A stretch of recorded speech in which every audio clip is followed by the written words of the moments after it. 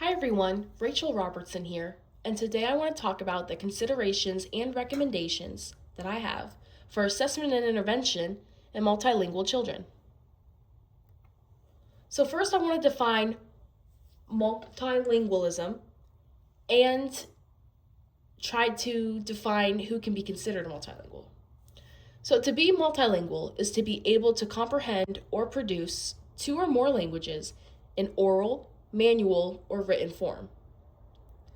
So this doesn't account for the level of use or proficiency one has in two or more languages, nor does it rely on the age and timing of the language acquisitions. So it doesn't matter if someone learned two or more languages sequentially, one after the other, or if they learned them simultaneously at the same time. And it doesn't matter what score they would receive on a proficiency test, as long as this person is able to comprehend or produce the languages in one of the three manners previously listed. They can be considered multilingual. Multilingual speech development and language learning are influenced by a number of things. Speech being primarily influenced by the ease of production, functional load, and the phonetic frequency. And then the development of language learning with multilingual languages and multilingual people is mostly due to international adoption and migration, as those numbers increase in the US as years go on. According to the Migration Policy Institute, nearly 10.8 million young children, or roughly 32% of all US children under the age of 9, are dual language learners between the years 2019 and 2023. To the right, I have a state map color coded in density of number of dual language learning children.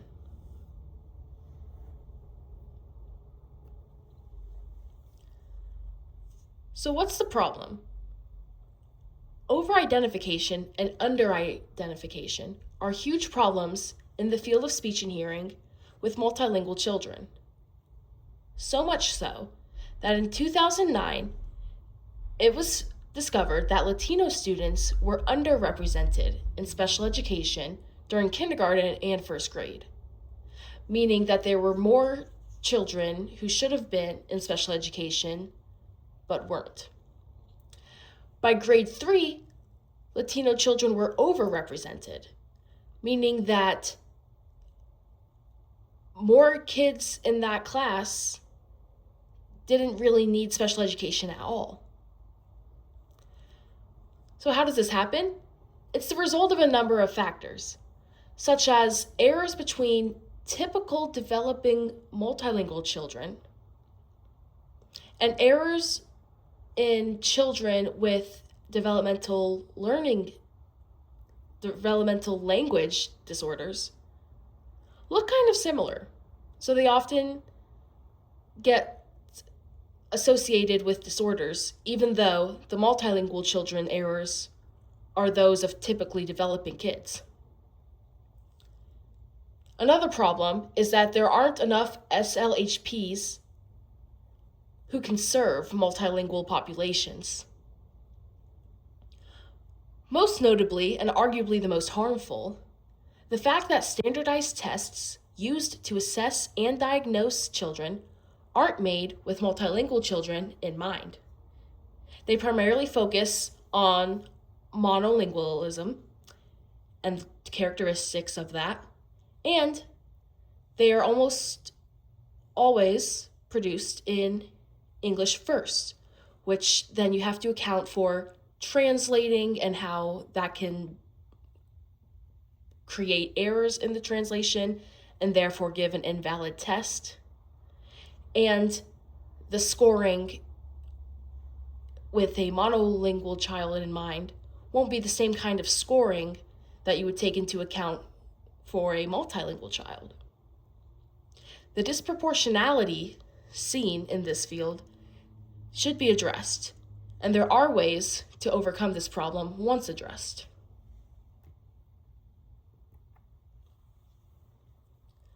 So, to put it simply, SLHP assessment on multilingual children should consist of multifaceted speech-language assessment that draws from multiple unbiased sources. So not just assessments created for monolingual English speakers, not just assessments created in other languages, but rather a number of different assessments with different kids in mind to meet in the middle. Assessments should be given in each language the child speaks, as a true speech and language disorder will be present in all of a multilingual child's languages. With dynamic assessments and dual language intervention, children who are multilingual will be less likely to be over or under-identified. When doing assessments in all languages spoken by the child, hearing, phonological awareness, and speech production and reception are domains that should be focused on. And then when analyzing the assessment, if a child does seem to have a legitimate disorder, dual language intervention should happen where the direct intervention is focused on both languages, or all the languages ideally, that the child may speak. So why is this important? According to ASHA's Code of Ethics, although providing services to linguistically diverse individuals may require the assistance of trained interpreters or other bilingual professionals, it is the responsibility of the professional to understand the influence of issues related to cultural and linguistic diversity. SLHPs are in the field that will come in contact with multilinguals of all ages. Especially if working in a school, it is crucial for us to do our job and accurately diagnose children, to make sure their assessment and intervention are fair and reasonable with the language experience they have. We are here to help, not mold kids into something they are not. Thank you.